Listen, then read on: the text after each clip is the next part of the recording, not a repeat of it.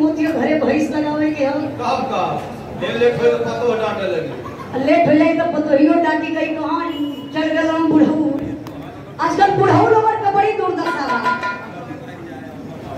आई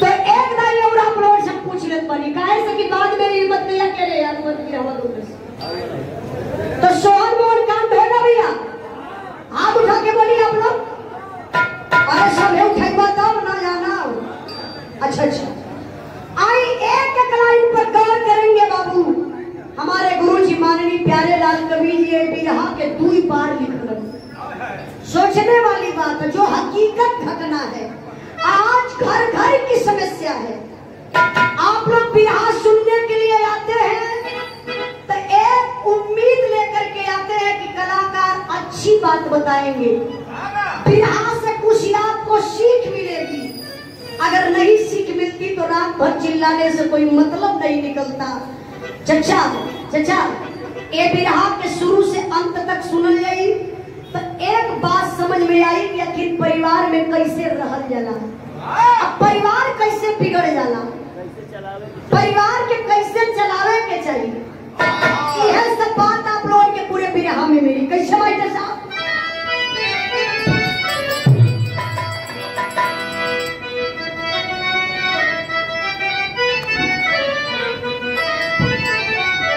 क्या बात है यही धन है लेकर धर्म डूब जाता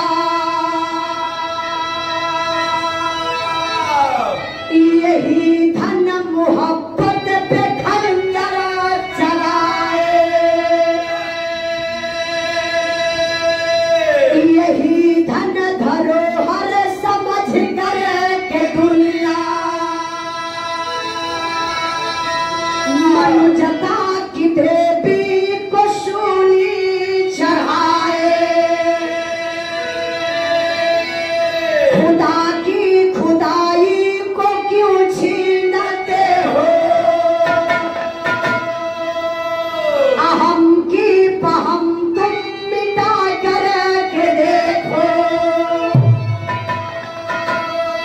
अरे सदा घर उजारे हो नफरत मचाए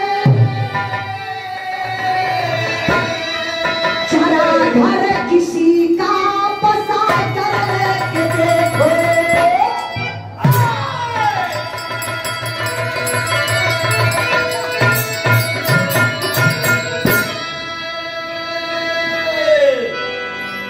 जितना भाई लोग बैठल होगा ए भैया उठा बैठी मत करा बीरन हाँ बहुत बहुत धन्यवाद देखा कोई कलाकार बिरहा गावे देखा कलाकार भैया सुतल हुआ ना बगलिया में सुती हुआ देखिए गौले का मतलब का निकली देखिए कलाकार हो चाहे नेता हो कलाकार के पब्लिक चाहिए नेता के बढ़िया मंच चाहिए बढ़िया पब्लिक चाहिए जो हमारे बात के सुन सके बिरहा तो मन रोज गाइला लेकिन ऐसा पब्लिक मिलब बड़ा मुश्किल हो जाना आप लोग महान हैं अब आप लोगों से हाथ जोड़ के भी है तो आपकी आधा घंटा जैसे अब ले बैठा रहा इससे आधा घंटा और बैठा रहा अजय भैया के जाए के कहानी शुरू भइले से पहले जा सकला बिरहा में उठा बैठी करवा तो थोड़ा सा कलाकार डिस्टर्ब होला और कोनो बात ना अच्छा नहीं लगेगा तो बैठे लावा ना भैया आधा घंटा अच्छा बहुत बहुत धन्यवाद आई एक लाइन पर गौर करेंगे यही धन है लेकर धर्म डूब जाता है यही धन मोहब्बत पे खंजर चलाए यही धन धरोहर समझ करके दुनिया मनुजता की देवी को सूली चढ़ाए खुदा की खुदाई को क्यों छीनते हो हम की बहम तुम मिटा करके देखो सदा घर उजाले हो नफरत में जालिम जरा घर किसी का बसा करके देखो इतना भाई लोग इंसान हुआ केहू को घर उजारे के रही ना तो 1 घंटा ना लगी आप 1 घंटा से कमे में घर के उजाड़ देगा लेकिन मेरे बाबू अगर किसी का घर बसाना होगा ना तो किसी के बस की बात नहीं है कि उजड़ा हुआ घर को बसा के उसके परिवार को खुशी दे सके। इसलिए एक लाइन कव्वाली में टुकड़ा में मास्टर साहब कहीं गौर करी। हाँ,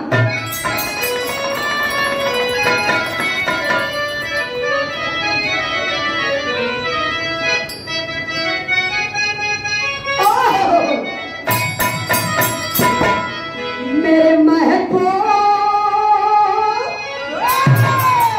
मेरे साथ बड़ा चाल किया।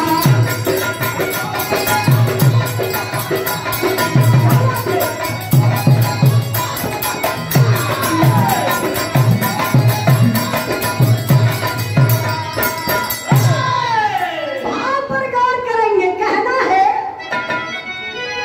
देश की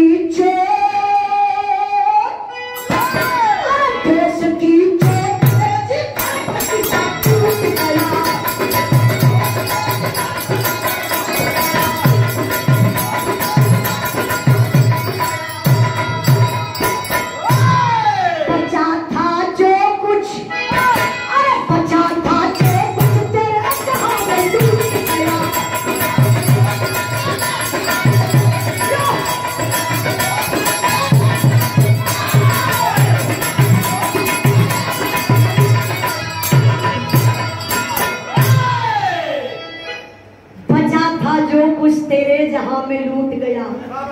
आज है बाबू इंसान जितना अपने दुख से ना परेशान बा, उसे कहीं ज्यादा दूसरे का सुख देख के परेशान बा। काहे बोले आपके 4 तल्ला मकान बन गए, हम मकान बनवा ना पाई, लेकिन वही मकनिया के बगलिए में बड़ा सा पोखरा खनवाई दे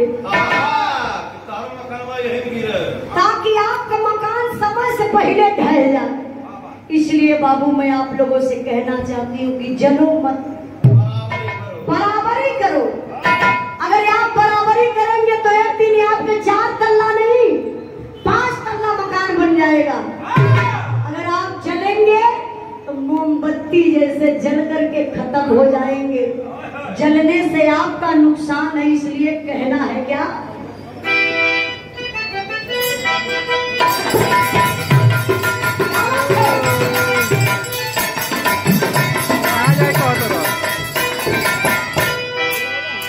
किसी की खुशहाली किसी का दिल चोट करे, किसी की खुशहाली किसी का दिल चोट करे, साथ की भावना मनोता पर भी खोट भरे।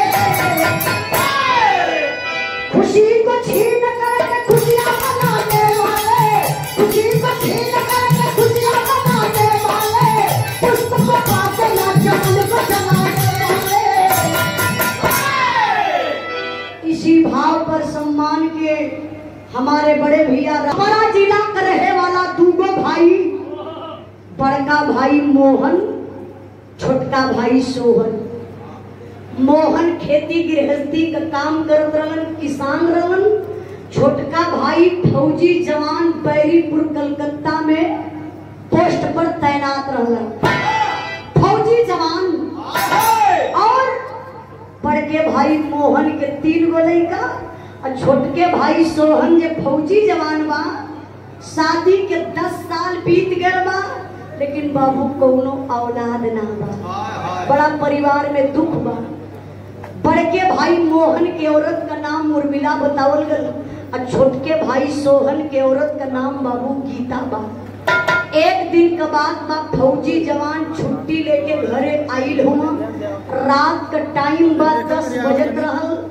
फौजी जवान की पत्नी गीता सबके खिलाए पिलाए के बाबू जब सूते बदे घर में गईली न हो, अपने फौजी सैया का पैरवा इसे दबावत है, सुसुक सुसुक के रोवत है। फौजी जवान का नींद टूट गई, उठ के चारपाई पर बैठ गई। कले रे गीता, रात कई 10 बजत बा और तुम्हारे आंख में आंसू। दुल्हनिया रोई के कहलस, बड़ी दर्द भरी बात कहलस। बाबू का कहत बा,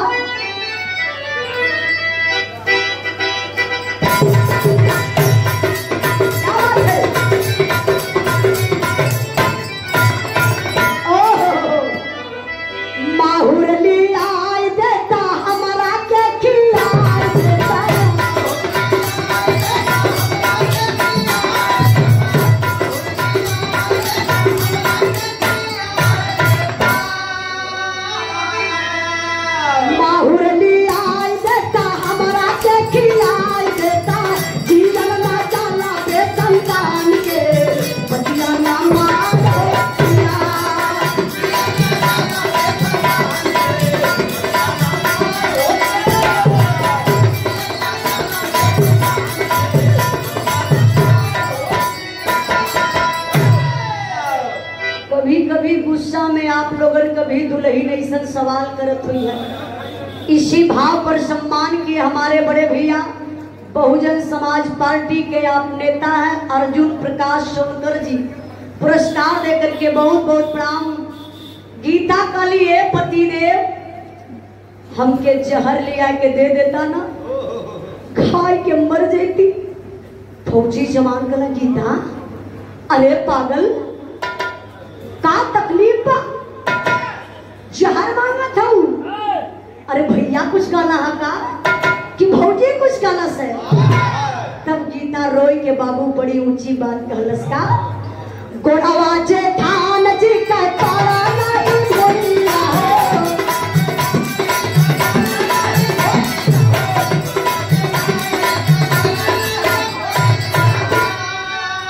हमारा खातिर मुंह नीली हलाई अखीना बसैया हो।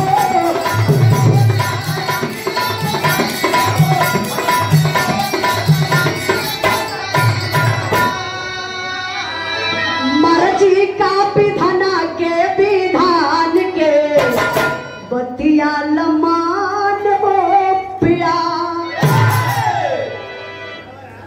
भैया है भाई देखा बोलबा तो समझ में ना आई। बिरहा का मतलब सुनल जाला, ऑर्केस्ट्रा नाच देखल जाला। जगह सुन लेबा तो समझ में आ जाई, परिवार में आज से सुधरे शुरू कर देबा। दादा जात हुआ का?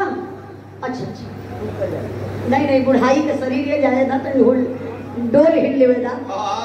40 के बाद वैसे क्यों ना थाम पावा ना यार, कुर्सी पे बैठे जात हो दादा। गौर करेंगे बाबू, गीता काली पति देव भैया आपका कुछ ना कहलन, दर्द हमके आपके भौजी से बा। फौजी जवान कहला भौजी से, फौजी कुछ कहलस का? गीता काली हाँ तोरे भैया के 3 गो लड़का हमें तो आज भौजी जब हम देखली तो बोली बोलेली कहानी बजनिया हमारे आँखी के सामने पड़ गई।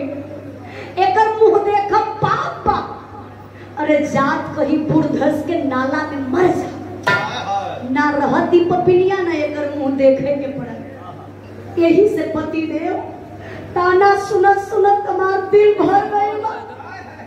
ले आई के जहर दे देता तो खाई के मर जाती, तोहरे हाथ में हमार मुक्ति बन जाए। तब फौजी जवान अपने दुल्हनिया के सर पर हाथ रख के इसे सहलावत हुआ, इसे प्यार कह देना। ऐसे सहलावत हुआ कला रे पागल गीता, भौजी ताना मारे लेना भैया ना कुछ को है ना। अरे मालिक का बगिया बड़े पागल, हम ना कुछ कहिला। सुन गीता हमार बात।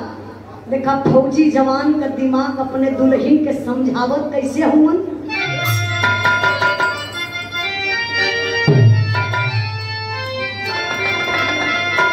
अरे गीता दुल्हन क्या फौज समझावेला, अरे गीता दुल्हन क्या फौज समझावेला, पार करिया हमन के बुढ़ैया गोरी हो तीनों भैया के दुलार।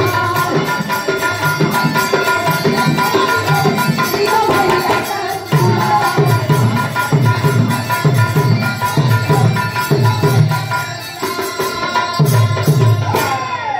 सुनत रल पतिया विधाता खुश भइले। और देखा सुनत रल पतिया विधाता खुश भइले, आया मामा की डरिया पे पौवा लागी गइले।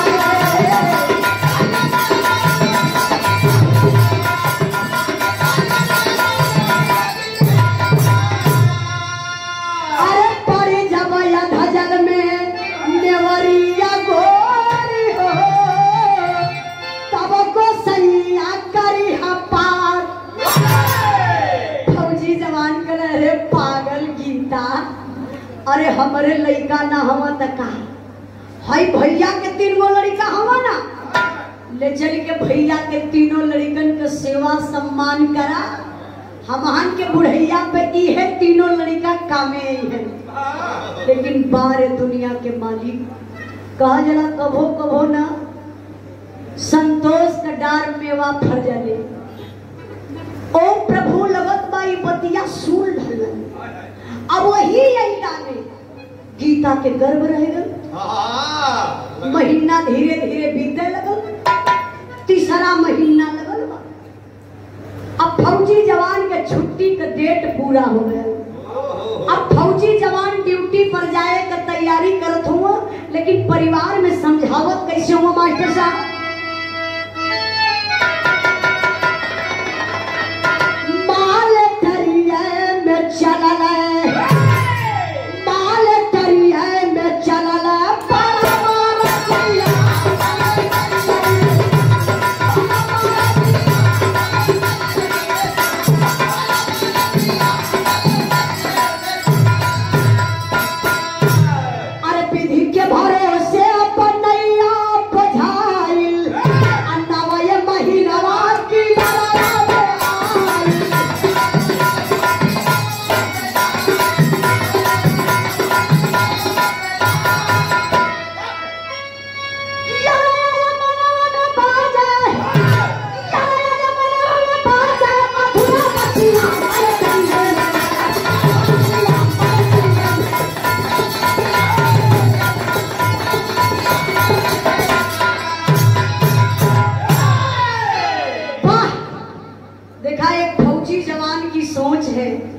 दुल्हनिया के समझौले कला गीता एक गर्भ के तनी संभाल के रखिया। पत्थरे पर भगवान दूर उगौले होंगे। अब भौजी के अपने समझौले कुछ दूरी पर ले जाएगी, सामने ना तीनों जने के तीन जगह समझावत हुआ। अपने भौजी से कहले भौजी तो आ रही भरोसे छोड़ के गीता के जात हिला, कोनो काम काज में तनी मेहनत कम करी है तो थोड़ा से हाथ बटा लिया, गीता का सहयोग कर दिया और ओजन काम कुछ मत करे दिया, नहीं तो प्रॉब्लम गीता के बढ़ जाएगी। भैया के गईले कुछ दूरी पर लेके मोहन के भाई के समझाओ तो कला भैया हम तो जाते ला ड्यूटी पर, ऐसा ड्यूटी है बा मन तो ना बा लेकिन जाए जरूरी बा। जात हिला भैया अगर कोनो प्रॉब्लम गीता के देखिया ना समझ पैया तो एक बार फोन हमारे पास जरूर लगा दिया। अब वही है बतियावत हो फौजी जवान। अब तब ले भैया बसिया आए। अब फौजी जवान बस में बैठलन, अब गईले कहाँ? बैरीपुर कलकत्ता में, जहाँ ड्यूटी लगल बा, ड्यूटी पर तैनात हो गए। अब धीरे महीना बीते लगल, धीरे धीरे महीना बीतल, तीसरा महीना से चौथा लगल, चौथा, पांचवा, छठवा, सातवां, आठवां, नौवां महीना लगल बा। प्रसव की बेला, डिलीवरी होने वाली है, बच्चा का पैदाइश बा। और वही वक्त गीता का जेठान उर्मिला जो मोहन की औरत है उसको विस्मात पैदा हो गया। बोलो सर 10 साल के बाद की दवा के लड़का हो के बाबा, चाहे बिटिया हो चाहे बेटवा हो, तो आधा हिस्सा बटवा झगड़ा करला से भैया गीता से। देखा गीता के पेट में दर्द बा, पीड़ा बा, बच्चा का पैदाइश बा, और झगड़ा कोई के वह वक्त उर्मिला नैहर चल गई। फोन करके अपने पति मोहन के बुला ललस। और जब मोहन गईला ससुरारी में तो कहना का उर्मिला तो का हंसी हसारत कैले बड़ू, अरे टोला पड़ोसा को लोग बड़ा मजा ले, गीता के डिलीवरी होके वाली बा। ई बतावा कि ये स्थिति में अगर कोई के परिवार में केहू ना रहला, नताई रिश्तेदारी से बोला लेला संभारे बदे, लेकिन तू ये स्थिति में गीता के छोड़ के चली लू। जमाना का लोग बड़ा मजा ले, बड़ा ताना तो के मारी। तबले उर्मिलवा आप बबूला से सुना ढेर भाई भौजाई वाला पहले हुआ, कौन तोरा शर्म ना लगत बा? कितना के 10 साल हो गए शादी के, ये तो गोल मार दलस। कौनो लड़का होई चाहे बिटिए होई चाहे बेटवा हिस्सा का तो गयल बा, आधा हिस्सा बंटवा लई। हई तो हर तीनों लड़कवा का करी है, राखी माटी चाट के जीवन बिताई है। मोहन कल अरे पागल उर्मिला, अरे हमार भाई छोट बड़े सोहन, वो तो भगवान के घर से आधा होकर बटल बा। अच्छा 2 भाई हवन, आधा एक भाई का आधा एक भाई का, लेकिन पूरा के चक्कर में बा। मोहन कल अरे पागल है, आधा भाई के घर भगवान के घर से बटल बा, आधा सोहन का हिस्सा आधा हमारा हिस्सा। कल सुना सुना जिंदगी भर खेतवा में खट के खियौली, रुपये ने सोहन भेजे ने बड़का भाई वाला भेजे हुआ। अगर सुनिला गीतवा के सोग हद लइका, जिंदा लइका, सुरक्षित लइका अगर गीतवा का पैदा हो गयल तो ये समझ लिया यही नहीं घरवे में बिताए दे तो हरे दुआरे मुंह दिखावे ना आई। जिंदगी भर वैसे रड़ुआ बन के घूमे। हाँ यो संग में रहूं। कल सुना कौनो उपाय लगावा, अब गीतवा का बच्चा ओकरे गर्भवे में खत्म हो जाए। देखा है मानसिकता भये मोर भैया। मोहन कहला अपने दुल्हन उर्मिला से, ठीक बा उर्मिला तू घबरा मत, हम जात हैला घरे कोनो उपाय जरूर लगाई।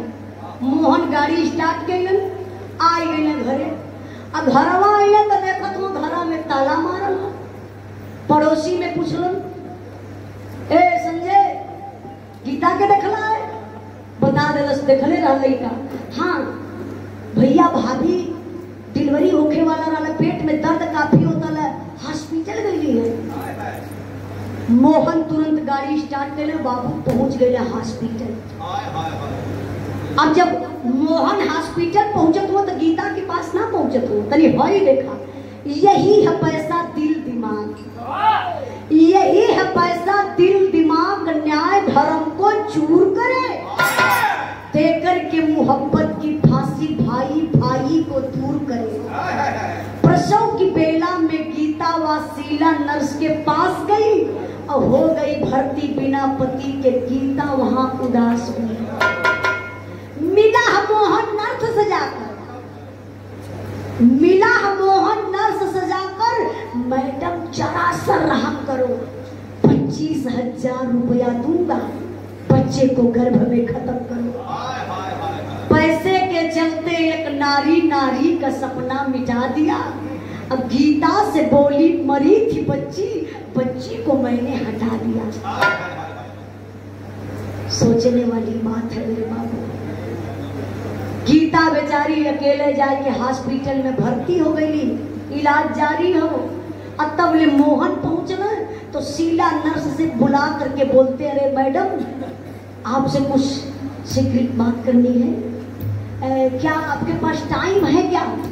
नर्स बोली हाँ सर बोलिए क्या बात है बोलिए ना। मैडम जो गीता नाम की औरत भर्ती है ना। हाँ हाँ सर, अरे वो जो डिलीवरी केस है ना, अरे सर आप घबराइए मत, टेंशन की कोई बात नहीं है, डिलीवरी नॉर्मल होगी, थोड़ा टाइम लगेगा, बच्चा सुरक्षित पैदा होगा, स्वस्थ पैदा होगा। सोहन मोहन कला मैडम यही तो दुख है। नर्स बोली सर मतलब नहीं समझे। कल मैडम मैं आपको 25,000 रुपया दे रहा हूँ तत्काल तुरंत, लेकिन मैडम मेरी बात किसी से कहना मत। जो गीता नाम की औरत भर्ती है ना वो हमारी भयो है। मैडम प्लीज ये 25,000 पकड़ लीजिए हाथ में और मैडम उस बच्चे को गर्भ में खत्म कर दीजिए, किसी को पता ना चले मैडम। अब नर्स आ गई बाबू पैसे के लालच में, एक इंजेक्शन लगाती है बेहोश होने का। गीता बेचारी अर्ध चेतना में हो गई। बैठ जा भैया बैठ जा। देखा देखा यही का नाम बिरहा। अब ये बिरहा जमे लगल, अब ले तो हल्ला में भई है। कहानी हम पूछी तो ना आप कहानी बता पाए लोग ना हमारे, लेकिन एक लोग बता ले कहा सब शांति भई। बिरहा का मतलब शांति चाहेला, खाली कहानी देखो ठोकला रगड़ब तो ऐसा हम पकड़ के ओके ना मालूम तो खराब कर दिया रगड़ के हो गया भैया ना। एक वाले हंसी मजाक एकदम ना कर दिया, खाली एकदम डायरेक्ट बिरहा गौला कि आप लोगों का मन भटके ना और देखब तो कहीं कहीं हो जाइए इकट्ठे। जरा गौर करेंगे बाबू, कहानियां कहाँ पहुंच रही है। अच्छा क्या बात है, यही के काल जरा बिरहा का शुरू हुआ, देवता लोग होगा। गौर करेंगे, एक इंजेक्शन लगाती है वो शीला नर्स गीता को बेहोश होने का, लेकिन एक माँ बता सकती है जब बच्चा पैदा होला ना बाबू, एक मतारी अपने को मर जाती है, वो अपने आप को मरा हुआ साबित करती है। मौत के मुंह से माँ निकलती है, जो पीड़ा होती है ना आप लोग नहीं बता पाएंगे, वो माँ बताएगी। ऐसी पीड़ा हुई, अर्ध चेतना में गीता है, लेकिन मेरे बाबू बच्चा पैदा हुआ जिंदा। बच्चा तो पैदा हो गया, धीरे धीरे समय भाई अब बेहोशी का जो इंजेक्शन लगौले बा, इंजेक्शन का थोड़ा से असर खत्म हो गया।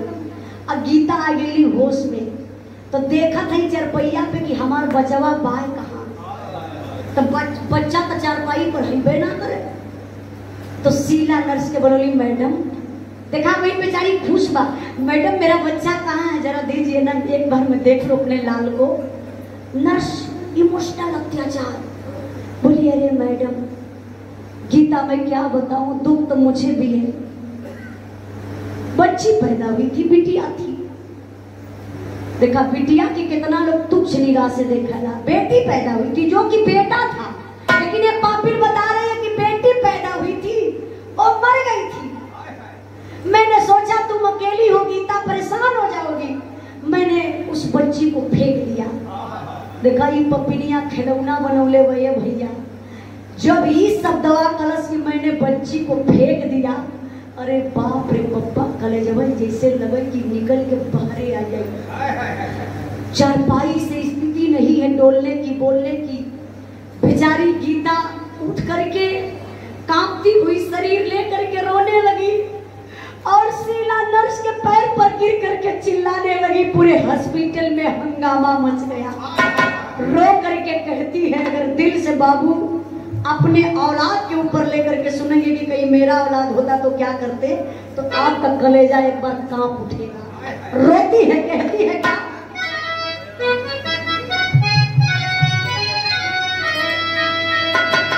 देहाने जनमाना खेला वाले का भागी भाई, हर जहरा का सोया लगाई दे तू बहिनी। खाली मैडम 10 साल के बाद मेरी गोद भरी और बिटिया पैदा हुई, मर गई। मुझे बेटी बेटा से मतलब नहीं मैडम, मैं बाजिन थी, बिना औलाद के थी, लोग बड़ा ताना मारते थे, सिर्फ मुझे औलाद से मतलब है मैडम। प्लीज मैडम मेरी एक बात सुन लीजिए। कहती है क्या, हम के पढ़ला बाकी सैया के पढ़ला लाल, हर हम के मुआला का दिखाई दे तू बहिनी। मुहवा के चुमी ले कोरा में खेलाई ले, अरे भाई जी के हमारा बोला माई दे तू बहिनी।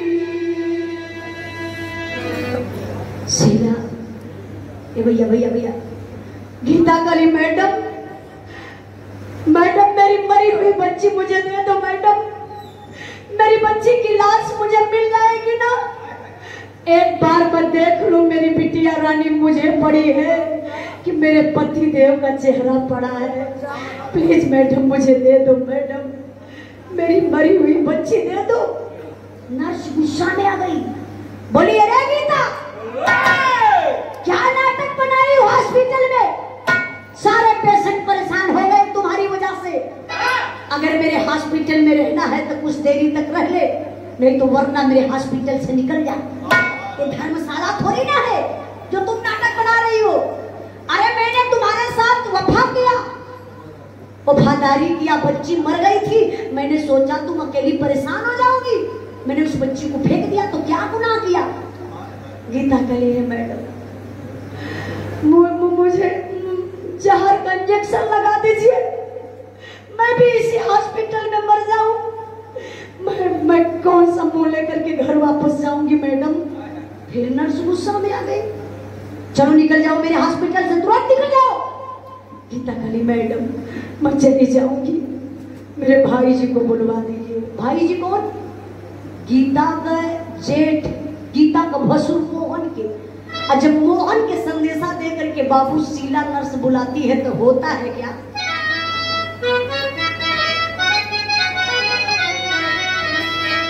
एक सवाल है विरहा में, आप लोगों से सवाल है, शब्द पर गौर करिएगा। बारे हमारे गुरु जी माननीय प्यारे लाल कवि जी बड़ी ऊंची लाइन लिखना का,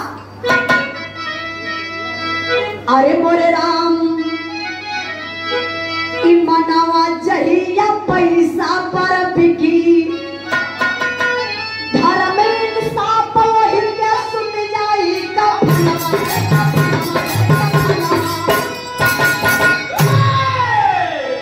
मनवा जहिया पैसा पर बिकी, धर्म इंसाफ ओढ़ के सुत जाई कफनवा। रो अरे भैया जाता बाद में खोजिया खजिया।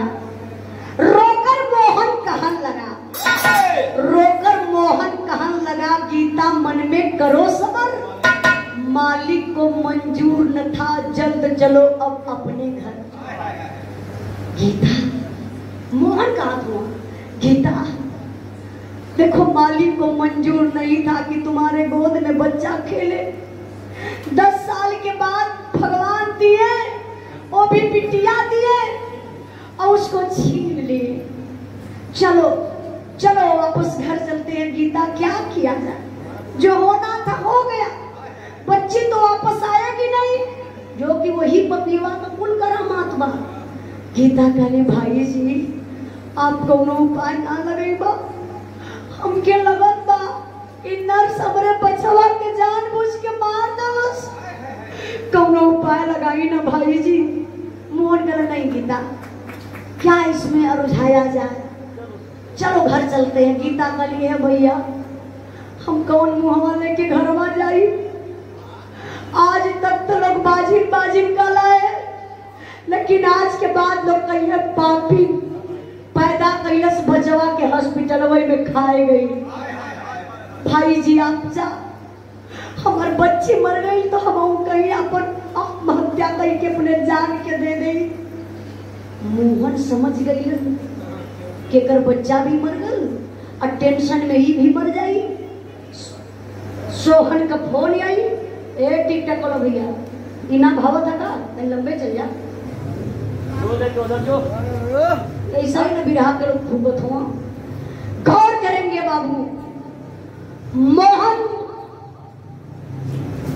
सोचत हुआ कि सोहन का फोन आई तो खाली इतने कहे के रही कि गीता के पेट में डिलीवरी टाइम इतना ज्यादा पेट में पिन रहा, दर्द रहा, जच्चा बच्चा दोनों सथ में खत्म हो गया। ये कहत बाबू गाड़ी स्टार्ट कैलन, मोहन अब अपने घरे वापस जाता हूँ। गीता बेचारी के डोले भर के शक्ति ना बा। आप लोग समझ सकेला जब मेहरारून के बच्चा पैदा होला तो 6 दिन उस सौरी में रहे। यारो सौरिये बोला ना, क्या बोला? अच्छा 6 दिन बेचारी सौरी में रही, जवन की वो औरत का कोई पांव तक ना देखेला, इतनी कष्ट में रहेगी। लेकिन आज बेचारी के डोले भर के शक्ति ना बा। सड़क वह पार गईली, एक बगीचा रहा, सोचली कि आत्महत्या कर ले, अपन सरिया छोड़ के और पेड़वा के बाबू डरिया में बांधत है। तब तक गीता के दिल से एक आवाज आई, अरे गीता तुम क्या कर रही हो? तुम्हारा पति तुम्हारे बच्चे का इंतजार कर रहा है, तुम अगर मर जाओगी ना तुम्हारा पति माफ नहीं कर पाएगा अपने आप को। तब गीता सोचती है एक बार अपने पति से बात कर लेती हूँ। ऐसे सरिया लटकल छोड़ के अब फोनवा लगा दली अपने पति के पास। फौजी जवान बैरिकपुर कलकत्ता में भोजन कर बैठल है। तब तक कई फोन में रिसीव नहीं हो रहा है। एक दोस्त बताया, अरे सोहन भाई देखना कब से तुम्हारा फोन बज रहा है। सोहन जब फोनवा देखला कहा, अरे यार ये तो तुम्हारे भाभी का फोन है। लगत बा कुछ खुश खबरी बा, देखा खुशी बा। अच्छा भैया जेकरे औलाद पैदा होके के रही खुशी कितनी अपार होले। फौजी जवान फोन रिसीव कर, हेलो अरे गीता कोनो सुबह समाचार बताया का हाल बा। गीता रोवन गली पति दे, मैं क्या शुभ समाचार बताऊं, इधर तो सब अशुभ समाचार हो गया।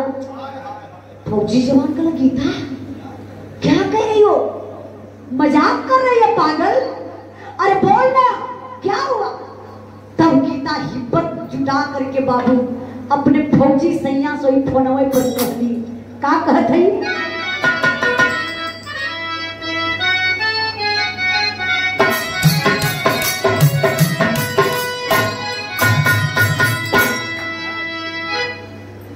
अरे का हम बताए सैया का हम सुनाए हो, का हम बताए सैया का हम सुनाए हो, पाटाया शोभा समाचार।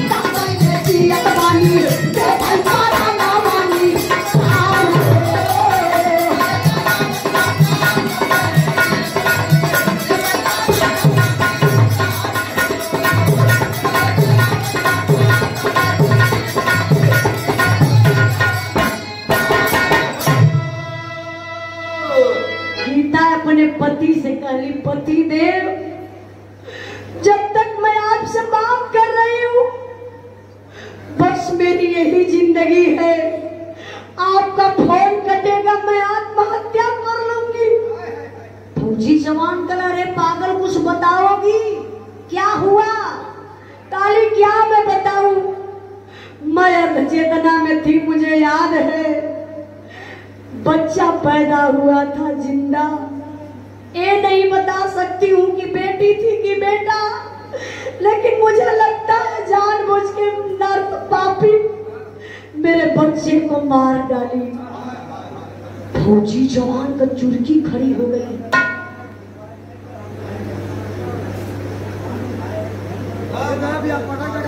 अरे गीता भैया से ना कलूगा, भैया के नाम बतावा का। गीता काली भाई जी अइले हॉस्पिटल कोनो उपाय ना लगौलन। फौजी जवान गीता कोई फोनवे पर डाल दहलन, कहला रे गीता मेरी कसम तुम एक कदम आगे मत बढ़ाना। फौजी जवान कैलन का हमारे बिरहा में ही बीरस का लाइन आई गई। ये भाई बीरस का आनंद लेने वाला रहा है, एक एक कहा जाला बीरस। बीरस कुछ लोग जाने लगे चिल्लाना कूदिदा उहे होला, नहीं शब्दों से बीरस हो